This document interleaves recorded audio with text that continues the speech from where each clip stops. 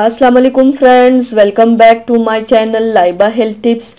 Friends, बहुत सारी ख़वातीन अमराज़ मखसूसा मसलन लिकोरिया, ज़्यादा सेक्स, रतूबत, इखराज या वाज़े हमल के बाद ख़वातीन की शर्मगाह बहुत लूज़ हो जाती हैं और ख़वातीन अपने आप को बूढ़ा महसूस करना शुरू कर देती हैं और शोहर हजरात भी अपनी बीवी में दिलचस्पी लेना कम कर देते हैं।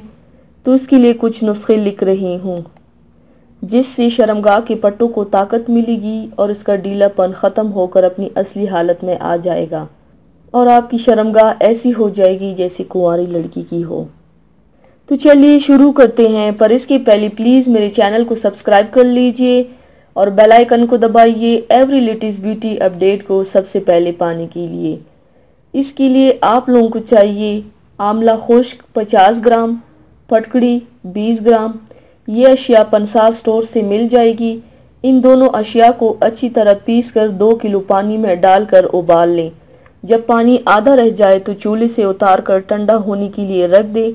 ठंडा होने के बाद शर्मगाह यानी जाए मखसूसा को दिन में 3 बार इस पानी से धोएं।